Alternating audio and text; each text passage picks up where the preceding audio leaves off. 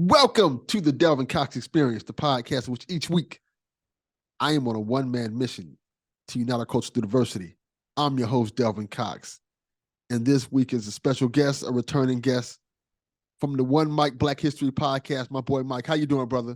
I'm doing wonderful, man. Thank you for having me. This is awesome. You know, a returning guest. I feel like, God, what's one of them talk shows that they always have like that one guest is on there a lot? Like, I feel like that. That would be you. I'm like Arsenio anytime Eddie's on. That's what this is. Exactly. That's a good analogy for it. Yeah, man. Every few months we gotta have Mike on to remind y'all, like, hey, this is what it is. This is what it's about. Black history is our history. You know, and plus Mike comes on here all the time to talk about things. So yeah. Oh, me and him gotta always link up. I don't know if I want to spoil that yet. No. Fuck it, I'll spoil it. One of my ideas, which may still happen. I was telling people, I told somebody before, I said, hey, look, if I ever wanted to change the Delvin Cox Experience and make another show where I like kind of have like a panel talk weekly thing, one of my co-hosts that I have in mind is you and the other Mike. Oh yeah, that would be dope. That'd be dope. Plus the fact that one of our problems, one of my things is since I don't do the cut anymore, I miss that. Yeah, I miss that talk. That, you know what I'm saying? Like I don't get that, so I love it. Yeah, because before I did even start doing the Delvin Cox Experience, I did the Mic Drop podcast for a little bit with my homeboy, and that's what we did. And then the Delvin Cox Experience was more of a thing of necessity because, like, hey, he couldn't record no more. Right. Because he always has shit he's going through. He's the dude who goes through shit. Like, everybody got that one friend that goes through shit that just sounds so unbelievable. Yeah. Then you find out, no, that shit actually happened. like for real? Like, no, that can't be real. I'll give you a perfect example before we get to the 5-5. I'll give you a perfect example. I saw his Facebook, right? He was like, his Facebook story says I was at work because he works. I think he does like forklift operator and stuff like that. And essentially, like a 2,000-pound drum fell on him and almost killed him. In no way. That's what I said. Until I saw the footage, I'm like, fuck. That actually is a thing that happened. How was he not like a hashtag or like a past tense? Like, how are you still here? The way it fell. No, it's just probably it must have like deferred a lot of that energy. It must have like hit and then kind of like burnt. Like I can't imagine it went straight down. They had to like hit, and then I'm just guessing. I don't know. I'm just speculating. You kind of nailed it. It's a weird scenario because like you said, he broke ribs. His lips completely like cut like he got sliced with a sword. I'm like, God damn, this shit only happens to you. Like you're the only person I see stuff like this happen to. Right. And then something similar happened with the cut because I was like, I had my son, and of course I was like, yo, I can't keep doing all of this. I can't do all three of these things. But when I started trying to like round these dudes up, I found out because this is COVID. We're not like talking that much. I found out like getting a divorce. I was like, you getting a what? And not only did I find out he was getting a divorce, but they were knuckle deep in this thing. They were like a year into the divorce. And I tried to give them the good fellas talk. You know what I'm talking about. You're talking about, you got to go home. Hey, you can still have your girls, but you got to go home. I was like, you can't do this. You've been with your wife 20 years. You can't, like these streets, there's nothing out here. And he was like, nah, man, the divorce is final like next week. Like, what? Damn. I can't come into you with no pregame prep talk in the fourth quarter. Yeah. So yeah, he's I guess he's happy. I don't know. He moved to Austin. I'm like, yo, this is fucking wild. Whole lifestyle change. Yeah, whole lifestyle change. How you gonna move to fucking Austin? And like, sorry, just move to Austin is like a whim. Hey, I'm just moving. My divorce is final. I don't have nothing tying me here. I was like, you still got kids? Like, you're not 20. You are That's 40. a wild thing to say. I have nothing tied here. Nigga, you got kids. That's right. What are like you talking about? like you're 40. You're 40. Like these are young people goals and aspirations. By the time you're my age, everything's tying you here. Yes. Like That's just a wild notion. Like even now, like I've been divorced for almost, well, I guess in a couple months it'd be a year. But we've been separated for like 3-4 years at this point, right?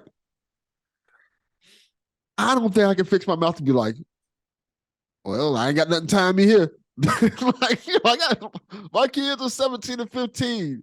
My grandmother still lives here. I take care of my grandmother. There's so many things that I would have to just like stop doing, like completely.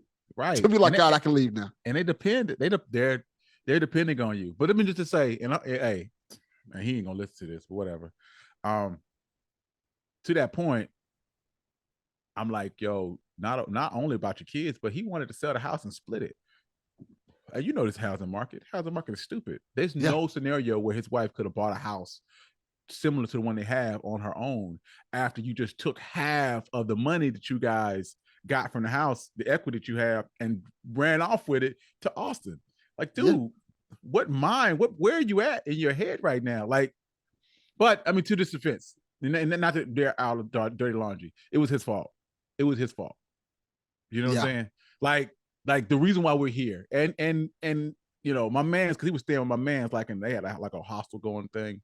They were staying together. He was rooming with my homie, and he was like, he owned up to it that it was his fault. And I was like, if you know that part, get your wife back. Stop playing. Yeah. Anyway, I digress. They moved on. She's moved on. Whatever. He lives in Austin. And he lives in Austin. Screw it. Let's get to this 5 for 5. As always, we like to start the podcast off with the 5 for 5. 5 questions, 5 answers, get the ball rolling. Mike, are you ready? Yeah, let's go. Question number 1. What does blackness mean to you? Deep question. Wow. Ow. I mean, and it, for American Black people, it's always been like the story of perseverance, and just the story of taking a bad thing and turning it into a good thing. It's just one of the reasons why I'm not real negative about the N-word, about saying nigga, is because N-word is like the epitome of Black people. It's what we do. We take something that is horrible, that was terrible, and we make jokes about it, and we laugh at it, and we make it our own. You know what I'm saying? And quintessentially, that's what blackness is to me. That is us constantly persevering, constantly having a good time, constantly having good vibes, constantly being the one that you want to hang out with, that you want to be with. Everybody wants to be us, but nobody wants to be us. Like, you want all of the good parts, but the parts that suck, they're having to be Black every single day of the week. Nobody wants those parts, and all of those things is part of that Black experience, the Blackness of it all. I agree. That's a good answer. Question number 2. Who are your heroes? Wow. That's tough. I mean, I don't want to be cliche, but it's really tough for Martin Luther King not to be one of your heroes. And not just like the mythology of Martin Luther King, not that guy, not the guy that gets whitewashed and that they're showing on TV every single day, but the person, you know what I'm saying? When you read about him, he's actually more interesting as a human being than he is as, the mythology of it, because this is a person who on a regular basis put himself in harm's way when you're like, yeah, that's stupid. Why would you do that? His house was firebombed. He got stabbed with a letter opener by a Black woman. After that, they asked him, was like, yo, what do you think about this? Do you still promote nonviolence? He's like, I am more resolute. Every single time you try to do something positive, the devil will put roadblocks in your way. And that's all this is. That's how you know you're going the right direction. Like, how can you not respect a man like that, that's willing to die for this every single day? And die until without it a actually pistol. happened. Yeah, till it actually happened, which he was prepared for, because the day before he was like, gave his mountaintop speech where he was like, "Hey, I've seen the mountaintop, and I might not make it there with you." Even though I don't think he was foreshadowing his death coming like the next day, I think he just knew that when that time comes, I won't be here because it's so far. Because he had gotten real. He was tired. He was tired. He was tired. It's a little cliche, but it reminds me a little bit of how people were saying before Tupac died, he was kind of talking about it a lot. Yeah. Kind of foreshadowing. I think it's a little thing where certain people, they have that ideal of like, all right, you know what? Something's going to happen.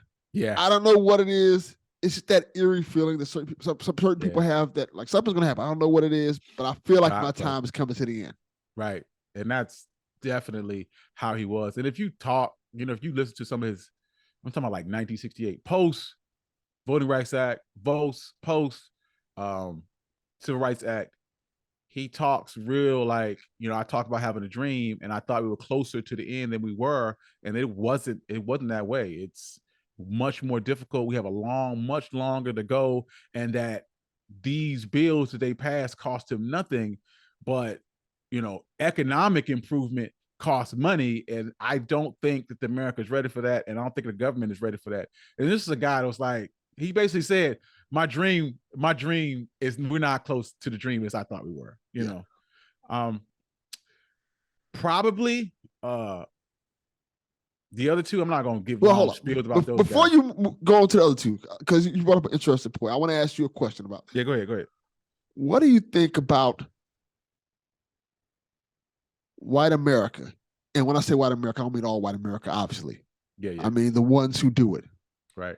Who kind of co-opt Martin Luther King as theirs.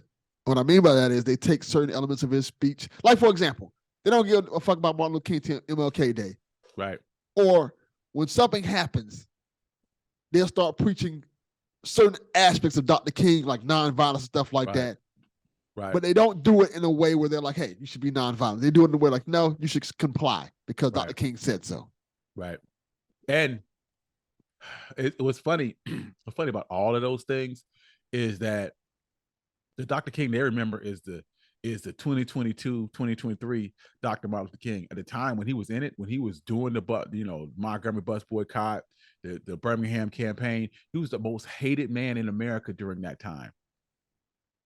When they talk about, hey, when they riot, and they're like, riots are the language of the unheard, even when he was doing peaceful protests, they would deem them to be riots and burn, you know what I'm saying? Burn him in effigy and talk about how he's not who you plan, who he says he is. The FBI, J. Edgar Hoover, was watching him constantly, looking for a way to slip, trying to break up his marriage. And there was the infidelity, but but he was most hated man in America. So for you to come today and to tell us that, hey, Martin Luther King wouldn't have stood for that, he wouldn't have stood for that, you wouldn't have liked him. You wouldn't have liked 2023 Martin Luther King. And Martin Luther King wouldn't have liked you. You would not have been friends. He is the opposite of what you guys stand for every single day of the week. And this is one of the things, this is one of the reasons why I'm like, I hate that. Like that whitewashing, that the whitewashing of Dr. King is probably the thing that irks me the most about his holiday, about Black History Month, because one, and Obama kind of talked about this, and we had a speech about Black History, but is that Black History Month is more than quotes from Rosa Parks and Martin Luther King. It's everything. It's all of it. It's the highs, lows, the known, the obscure, all of those things in between includes Black History Month. It's everybody. It's not just King. So yeah, I hate it. Yeah, I do too. I hate that. And they even try to do it Malcolm X, how they take certain aspects of a person in history without knowing the whole history. Malcolm X is much, much tougher to do because he got quotes. He's like bitch.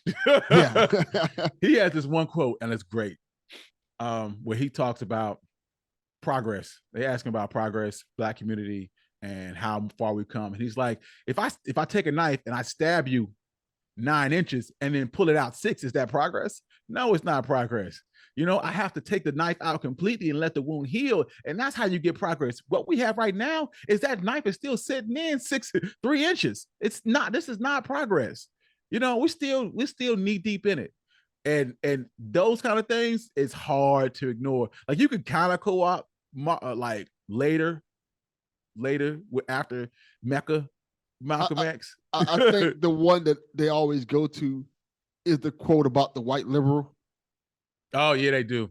They do. That's like that. One. They do like the white liberal quote. And to that point, I will say this, that I expect racism from people, and I feel like that's like the default setting for white folks in general.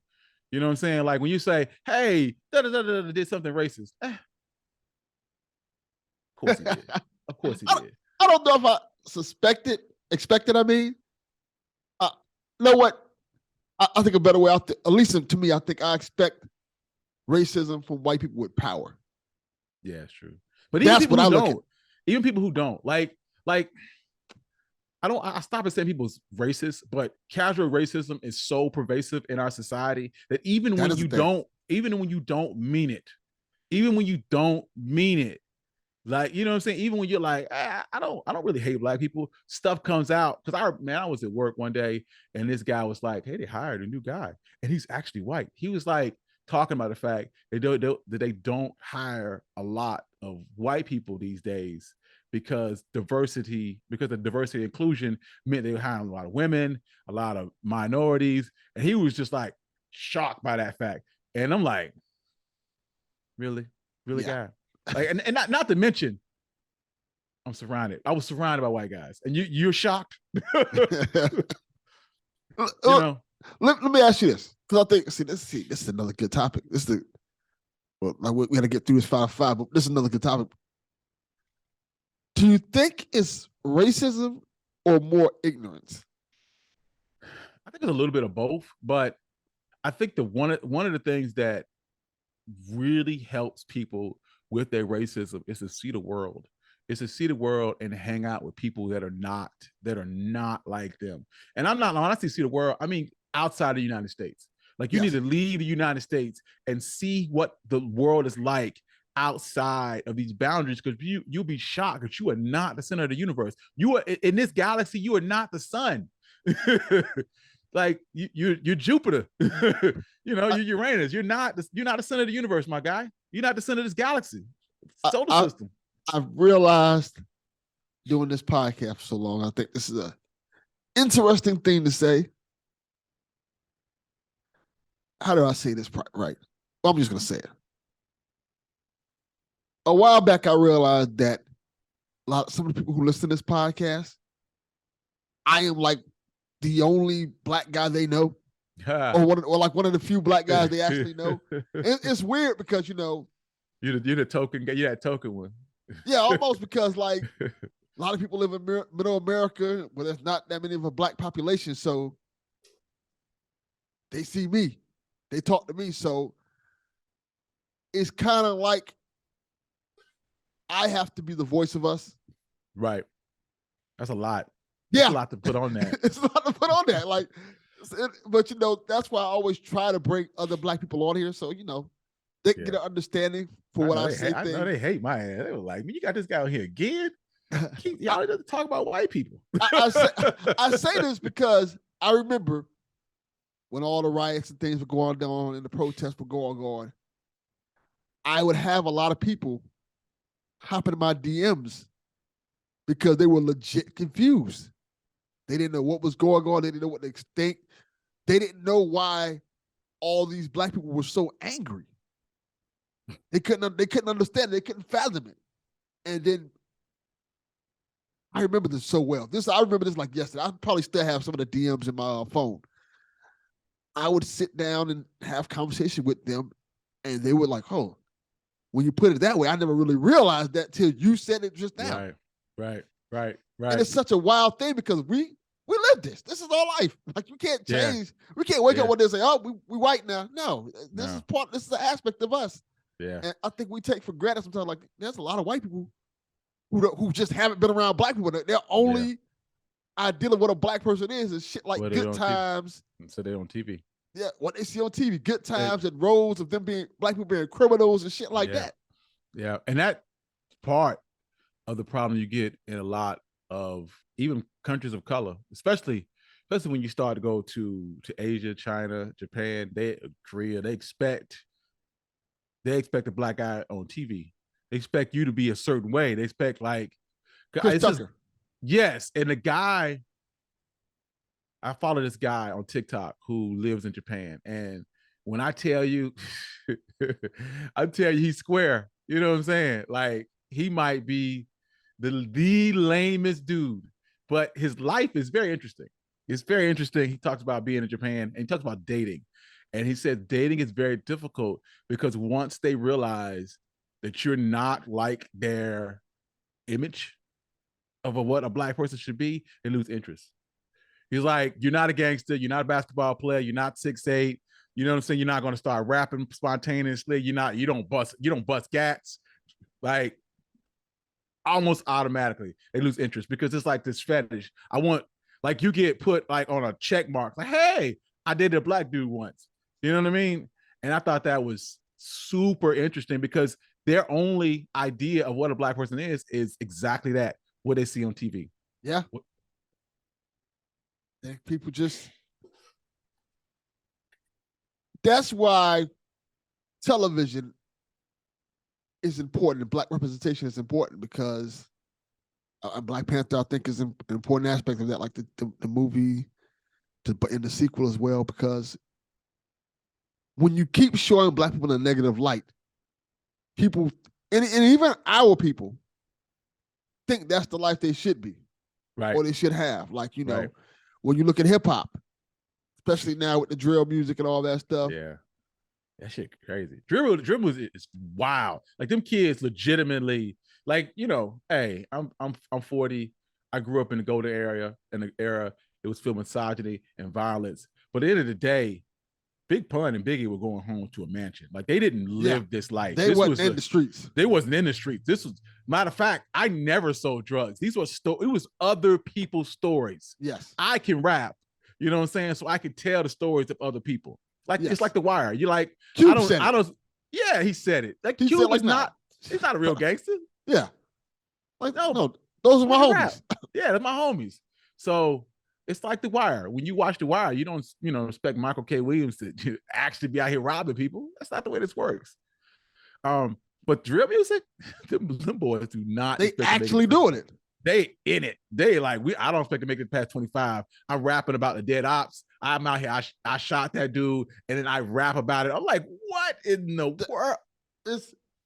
It's crazy because I feel like what our parents used to tell us about rap music and how it badly influences us and what it does, and we knew like this shit ain't real. This is like WWE. Yeah, now it's actually real. So it's like actually real. Like you tell your parents, you're like, hey, don't do like God, I can't even remember all the little dudes that passed, that died stupidly, but don't be like them. Be like none of them.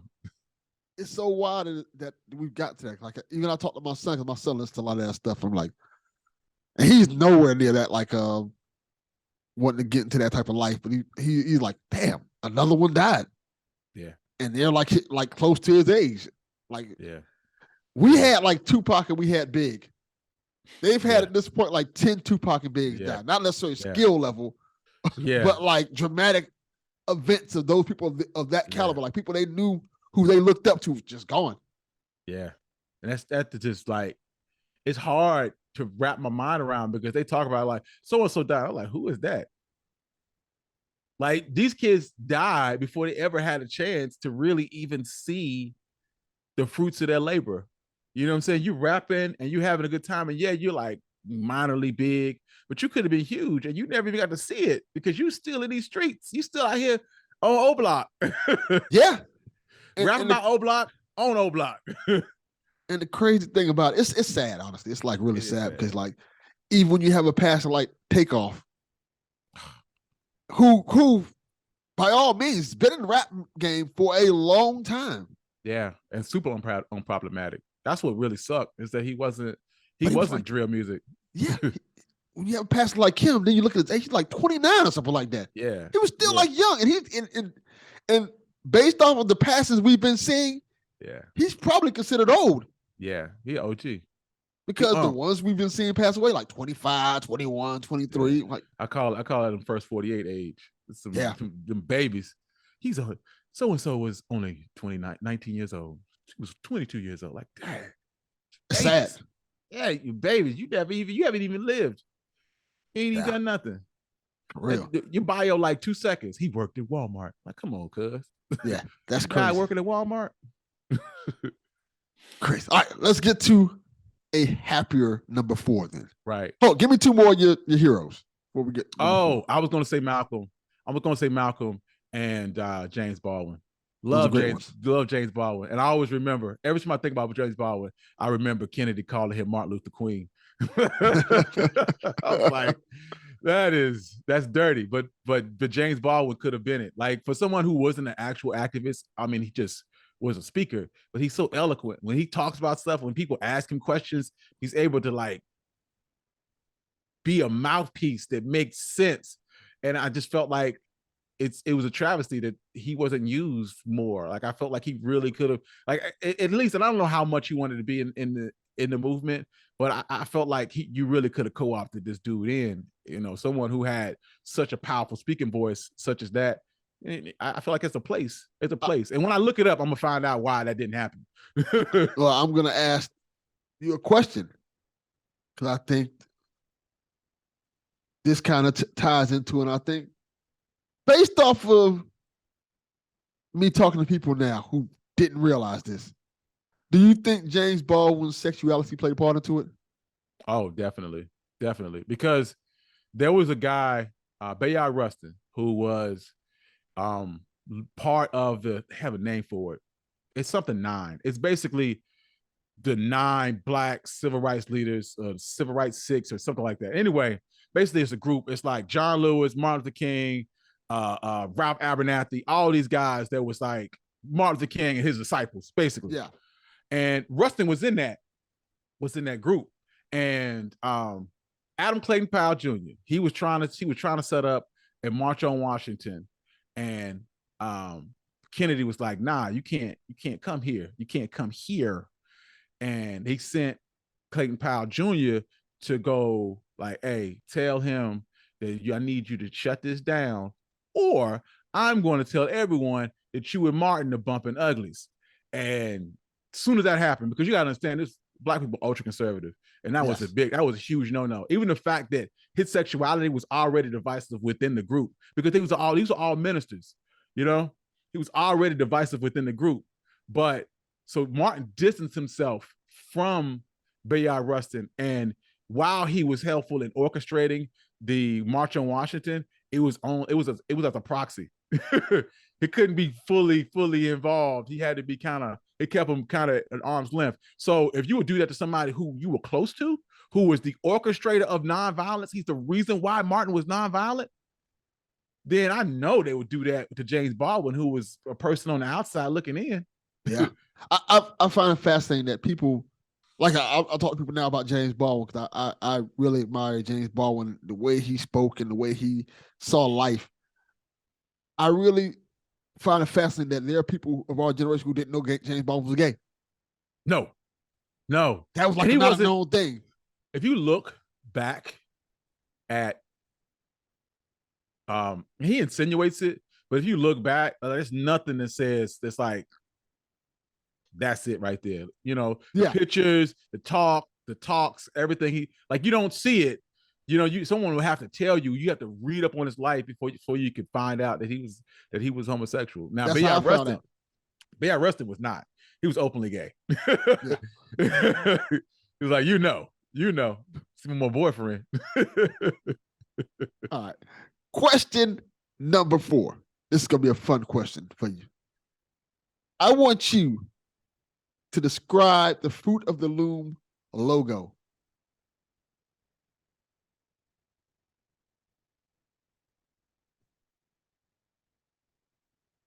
I don't think I know this as well as I think I do. I mean, I feel like it's like, those cornucopias where you got like the basket with all the fruits together. Yes. It's like that, but without the actual basket. It's just a bunch of fruits together. And I remember very vividly the grapes and maybe an apple.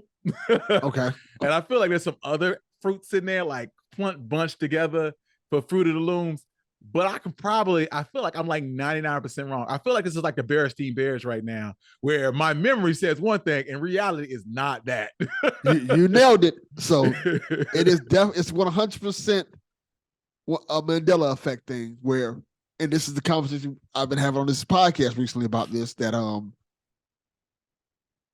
people like myself remember it being in a cornucopia. Yeah. And there are pictures of it in the cornucopia. Fruit of the Loom says it was never in a cornucopia. It was always just fruit just mixed together. And that don't feel right. That doesn't feel right. See, right. And if you look at the logo, you're like, that doesn't feel right. It looks like off. You changed it. I felt like they just updated and just changed it. But like when I heard about the Berenstein and Berenstain Bears, I was like, Berenstain? Since when? How long has it been like that? They're like forever. No, sir. No, sir. They're not the books I read. They're not the books I read. It's so weird how that works, man. I don't know. I find the brain a fascinating thing. Yeah. And particularly memory, because what we remember and what actually happens is sometimes very similar. Yeah. And sometimes very vastly different. Yeah. Yeah. And it's amazing to me how your memory and your brain will fill in the gaps with stories, with a story that makes sense. So your mind will forget things, and then your brain will fill in those gaps with a story that makes logical sense given the information that you still have in there.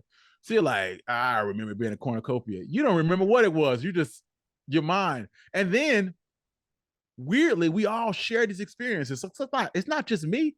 Like, it's millions of people who all think that it was Berenstain Bears. Like, how do we all? Yeah. Now, what's ironic about this is that the Mandela effect is like the worst name for anything ever, because I knew that Mandela was still alive and in prison and not dead, and only white people thought he was dead. Like I was like, they talked about this. Yeah, he was on the news. He was on the news. They had a whole thing. His wife waited for him the entire time. Like, what we doing? He's very much alive. He was very much alive. Like, he dead now, right? He dead now, right? Yeah. Okay. Hey, I'm about to. Hey, I say that, and then you be surprised. You're like, you're still alive? Yeah, it's just fascinating how that works. It is super fascinating. I love those weird shared experiences, and Black people do it too. Like, it's strange to me how we all have similar experiences, but we're not we're not near each other. How we all play ding dong ditch and all had to be in when the street lights came on. How do we all having the same shared experience throughout our childhood? Mama pulling the switch off the tree. Right. Making you go get it. Go get me a switch. Are you serious right now? How does everybody have this experience that we all know as Black people? It's just always fascinating. Right. It's always fascinating. I love it. All right. Question number 5. If there's one thing that you can ingrain in white culture about Black history, what would it be? Oh, man.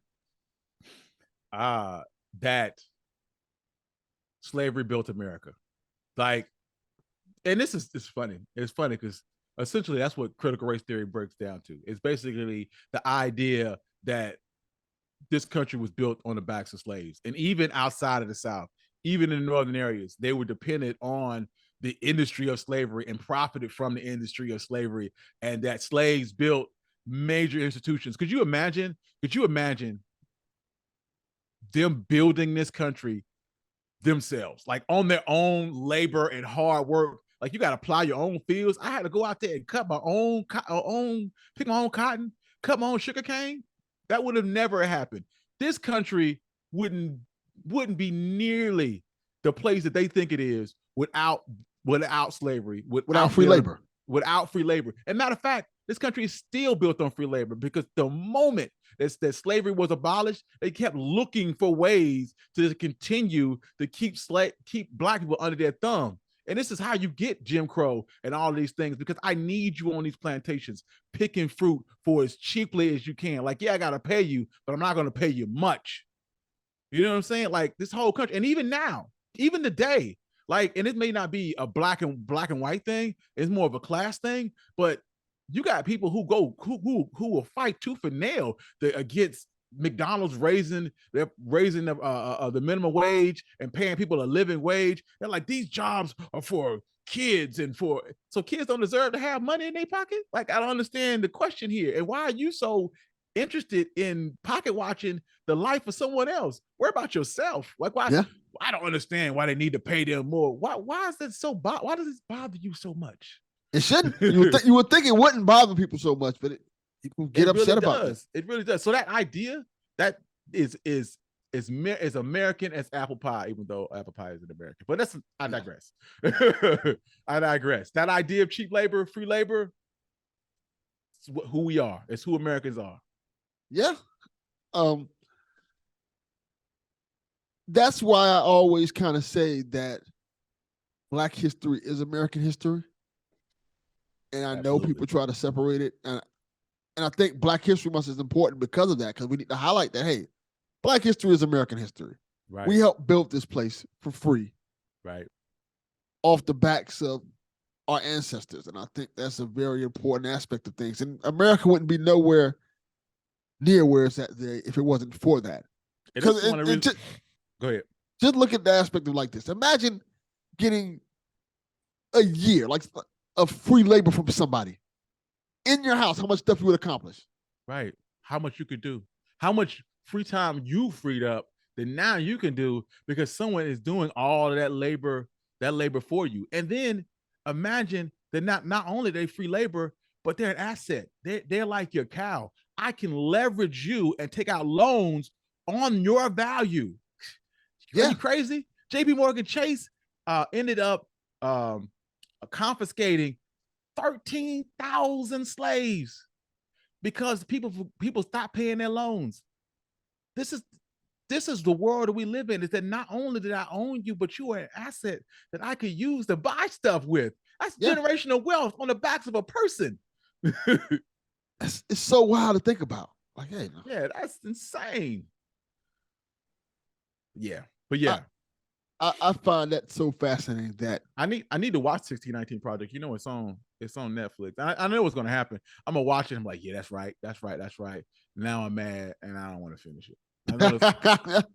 It's really hard to watch stuff like that because you think about. I'll give you a perfect example. I couldn't watch the Emmett Till movie. I'm like, I can't watch this. No, and I did an episode on Emmett Till, and so when I heard the Emmett Till movie, I was like, yo, that's all bad. There's no happiness. There's no joy. You're not going to get not only you're not going to get a happy ending, you're not even going to get a satisfactory ending. Like if Emmett Till were like, I know it's a movie, but if it were a movie, it would be like a horrible. It's not fun. This is not fun. There's not fun at all. No resolution.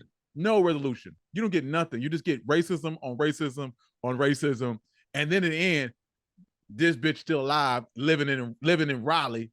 You know what I'm saying? Oh, she's sick and old. I don't give a damn about that. Put her in jail. And realistically, I know she's not ever going to get put in jail because all the people who connected to this case are all dead. And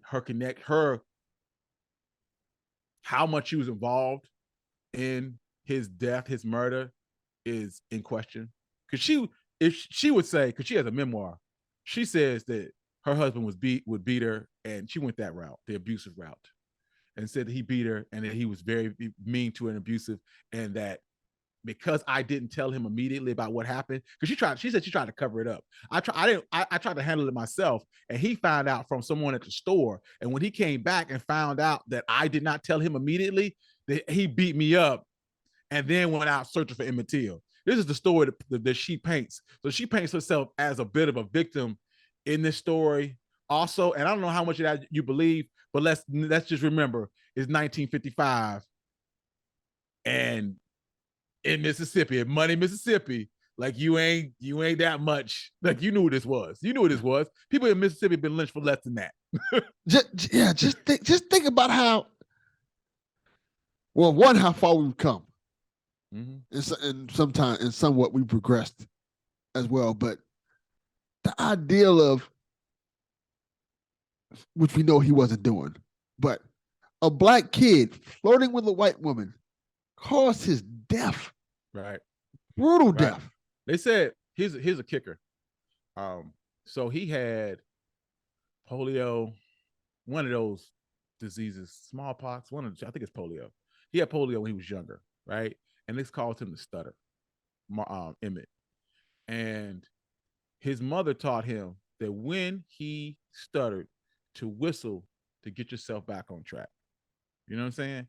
So the theory that I have is that he's in the store, he's talking to the white woman, he starts to stutter, he starts whistling, she takes it as a wolf whistle, she gets mad, assuming that he flirting with her being, you know, saying an uppity Negro, and then all the rest of that stuff happens. Because Emmett Till did not, he knew what was up. He knew she was mad, she knew it was bad. He tried to hide, they went and found him. Like he was ready, he wanted to go home immediately, like because he knew it was bad.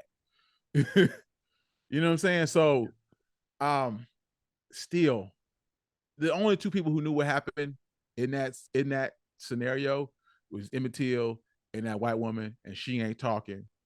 And all she's ever said was, what he did in that store is not enough for what happened to him. The punishment doesn't fit the crime. So there was no crime. That's the crazy thing about it. I don't think anything happened. I think he whistled because he couldn't talk, because he was stuttering, and then she mistook it. Because I mean, he's from Chicago, but even being from Chicago, you don't talk to white people.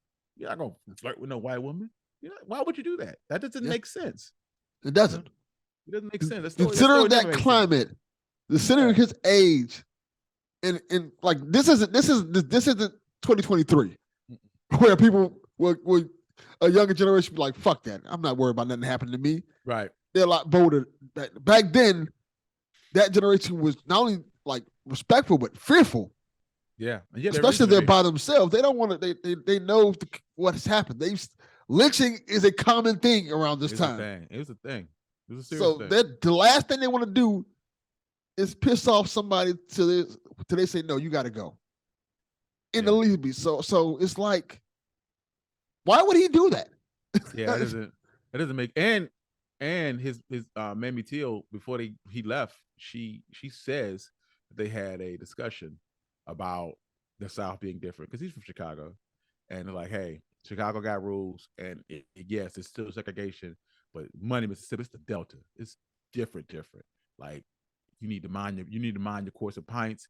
If you get into an altercation with a white person, plead for their forgiveness, blah, blah, blah, blah, blah. This is not things that we don't think. But I will say this. If you ever been to Mississippi, it's parts of Mississippi that still got that white only pies. Like you cannot stop here, sir. Don't stop here. So, hey, you have to be careful. The thing is it's 2023 and it's still dangerous in the Delta. That's crazy to think about. Yeah, it's crazy to think I know people preach equality and says the world is a lot better, but there are still aspects, as we saw in 2020 and as we saw in 2016, there are still aspects of people who are just terrible people. Yeah, it's still sundown towns. It's still places. It's and I think that's the big difference fundamentally between us and white people, is that we are so used to places that we can't go that it doesn't even bother us. Things we can't do, things that like we are so used to living within this box and having these limitations that the limitations don't even bother us anymore. We just live. I know that if I go outside of Charlotte, or I drive to Wilmington, or I go to Fayetteville or Goldsboro, that along the way, there are going to be places that I can't stop. Like I'm not stopping there. That place does not look Black approved. I get it. You know what I'm saying? But the idea for white folks, where they're like, what? I can't go there. I can't live here. I can't gentrify this area. What do you mean? What do you mean I can't park my car out in front without it getting stolen? Hey, I told you to live in the hood. Like these ideas, they just don't, like you were saying earlier, it just doesn't register with them that this might be a poor idea. This might be something that you don't want to do. Yeah. You know? And I've experienced certain aspects of that. Like I don't think I've told that story before, but I don't know if I told it here before. But my ex, one year we went to Georgia, and she's Hispanic, so she don't have no idea, no clue about certain things. So there was this peanut farm, I guess you want to call it. There's some peanuts and cashews and stuff like that. She's like, oh, let's go there. I'm like, I don't know if we should go there. Yeah. Doesn't look too friendly. And she said, oh, what are you talking about? It's not a big deal. So she gets out the car. We go in there. It's a pretty big farm. Pretty big, like big farm, barn. Right. A lot of people in there shopping. As soon as we walked in there, everybody got quiet. And I'm looking at her like, we need to go. Yeah. What do you mean by that? People are just shopping. Like, no. You need to understand something. This is not Miami. Nah. You can't just go in places in certain parts of country and like think it's gonna be okay. Nah, it's dangerous out here. It's still dangerous out here. I say, just grab a bag, go pay, and get out. I don't care what bag you get. Just get it and let's go. Right. She grabbed the bag. She went to the register. Cashier wouldn't even look at her. And that was my whole clue. Like, hey, we got to go. Because we stay here any longer, we won't be here. Right. That stuff. It's a scary, uncomfortable feeling. Yeah, scary. You know that, hey, you have X amount of time to get in and out of here. Yeah. And if you don't, it's going to go down. And you're outnumbered like 20-1. Right. See, that kind of stuff. I don't even put myself in that situation. I don't even put myself in that situation. And I will say this, I do live in a part of Charlotte, in South Charlotte, where, I go a lot of places. I might be the only brother there, but, the social climate is different. It's a little different now. Yeah, it is. It is a little different. And also, we live in an era where most people, the only color they care about is green. As long as you're paying, as long as you got money. That's one of the big things that's always been important.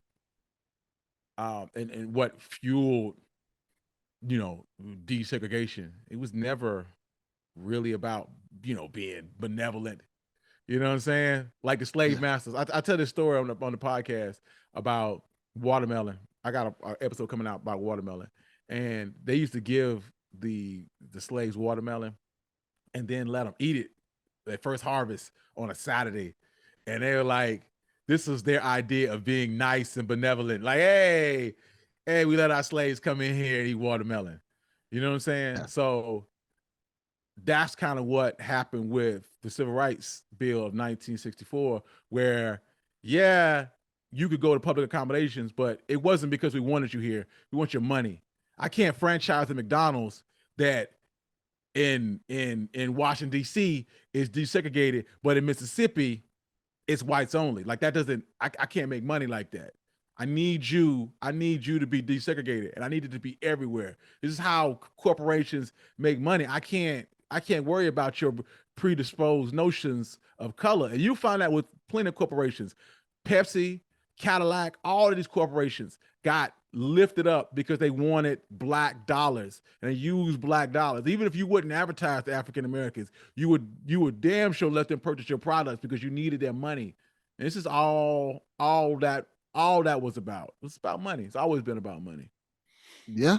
The fact that and you can even see shades of that today in terms of like black Americans kind of drive that dollar, whether it's in fashion, fast food. They even like cater commercials to us because they know, okay, they're gonna buy this. Like, look at Nike. Yeah, and we're extremely loyal. When we have a brand who kind of caters to us, even a little bit, even if it's like half-assed, like Cadillac. Yeah. Black people love Cadillacs. You know what I'm saying? Like even back, going back to the early 2000s and the Escalade, but even before that, like Yeah. if you look at any random 70s movie, they were driving a Cadillac. It was a status symbol, and that came from the 30s when they were down bad and they started like, hey, you should probably start selling this thing to rich niggas. Yeah. And throughout it all, while they were selling, like allow you to buy the car, you could come into the showroom. They never advertised to Black people. It would be another 40 years before they would advertise to you, even though they would let you purchase things from him. And this is the sort of thing I'm talking about, because like even if you look like now, like Nike or any of these corporations, or hey, it's Black History Month, but it's the most patronizing thing ever because you don't stand by it. You know what I'm saying? It's like having a diversity and inclusion manager at your job, but it's a white guy. Like, how is that? What is we doing? What is this? Like, if you say that you say one thing, but what you're doing says a whole nother. Whatever. Yeah. Whatever. You're absolutely correct. You are 100% accurate with that, and I think that's what a lot of problems lie with people. They're like, hey, this is not genuine. This is not something. No, it's not genuine. And it comes off as not genuine. Yeah, it comes off like you're trying to sell me something. Like, yes. And that's really what where it sucks. It's like, hey, buy Nike. It's Black History Month. Buy my t-shirt. Buy my shoes. Buy my Black History Month shoes, which they have, by the way. Yes, they do. That's gross. Which they have, by the way. All right, I wanted to ask you a question. What's up? Because I saw you talk about it on the episode, and I wanted you to kind of explain to people. What's the history of Korean fried chicken? Wow, Korean fried chicken is dope because, while we didn't really invent fried chicken, we kind of got tied into it. Basically doing enslaved people. And the ironic thing is that we didn't really even have the equipment to make fried chicken, but white folks still kind of tied us to fried chicken and watermelon and all those sorts of things. But anyway, during the First World Wars, Black Americans went to countries and set up restaurants and lived in those countries and introduced the world to soul food and all kinds of other Black culinary delights, including fried chicken. And that extended itself to the Korean War. When Black GIs went to Korea, they introduced them to fried chicken, but they would only eat fried chicken as a substitute for turkey during Thanksgiving, right? After the end of the Korean War, South Korea was down bad. So they really couldn't afford chicken like that. So they weren't making fried chicken, right? So what happened was they start eating rotisserie chicken. They used to call it yellow bag chicken. So it'd be chicken in a bag, but it was still like a treat. You would only eat it on like payday or Friday. You know what I'm saying? Like, hey guys, it's Saturday, I'm about to get the yellow bag chicken. We about to eat some rotisserie chicken. But that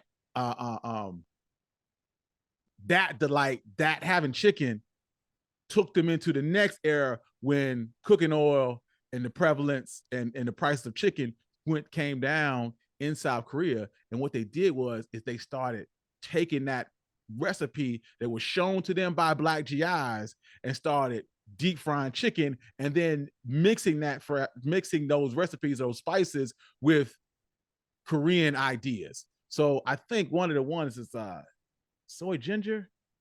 The Korean chicken, the Korean fried chicken spot I go to has this. I think it's soy ginger, was one of the first recipes they had. And when I tell you it's banging, oh, it's so good. It's so good. Anyway, I think the first joint was Lem's Fried Chicken, and then he went to America, studied for university, went to Kentucky Fried Chicken, saw what they were doing, selling pieces. He started selling pieces of chicken, putting it in a box, giving it to the people. It exploded. Now they got 80,000 Korean fried chicken joints. And ironically, now they come here because we got a Bonchon and a Soul Food, like Seoul Korea, and all these places. Yeah. Do you think that Korean fried chicken? Do you think that's played a part in like Asian Americans kind of just going into black neighborhoods and open up businesses? I don't know. I kind of feel like there are a couple factors, mostly due to just underserved areas. Because you also see this with black hair care products, and I kind of feel like them coming in areas and opening up Korean stores or black hair care products or selling Korean fried chicken was them realizing a niche that was underserved. And that's what you would get here in the United States, is that we have these niches that are severely underserved because nobody wants to advertise to the black market. You know, you look at Coca-Cola. Coca-Cola only wanted white people to drink that drink. So Pepsi started advertising African Americans because Coke wasn't going to. Yeah. You know what I'm saying? So when you see that market, I think they were just like, hey, there's no convenience store here. Let us show up here and see what happens. There's no hair care products for African Americans dedicated solely for African Americans. Let's make them, and now it's kind of a double-edged sword because they control the entire market. And if you are black and try to get into black hair care products, it's almost impossible for you to get in because the entire supply chain is owned by Koreans. So they give discounts to their own, but if you were to come in, you have to pay a higher price, which means that you're operating at a higher cost. Right. And you can't afford this unless you can convince people that, hey, I'm a black owned business and you should come in on the strength of that. And we kind of sometime on that idea. Yes. Very much so. Kind of sometime on that black owned business idea. But yeah, I like Korean fried chicken. And to that point, I know I've been talking about Coca-Cola and Pepsi. I got a couple more coming out where I talk about, why black people don't eat sweet potato, why black people don't eat pumpkin pie and prefer sweet potato pie. I have one coming out about the history of watermelon, why we like Cadillacs, why we like cognac, why we like Hennessy.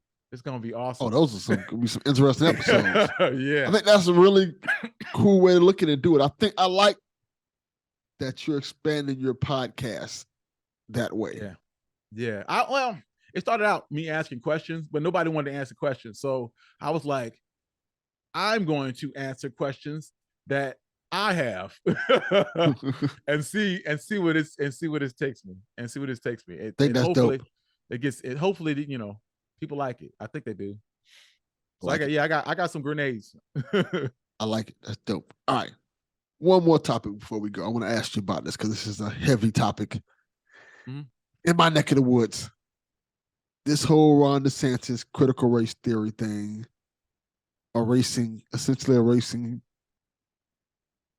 history, black history from schools and stuff like that. And the Don't Say Gay bill, the Stay Woke bill, anti-woke bill, all this stuff is going on right now. What are your thoughts? Oh man. It's really a scapegoat for the racist ideas of people. Like when you say don't say woke, it's really just like dog whistle politics for black people, or critical race theory is like, and what you see a lot, because I kind of talk about this a little bit too. I delved into like the history of woke and where that comes from. And what you see is this idea of making words so toxic that they're impossible to use.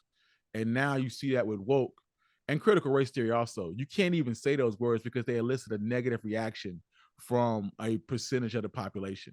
So they've taken this word and turned it into such a negative connotation that you can't even say it. It's basically like a soft N word. You know what I'm saying?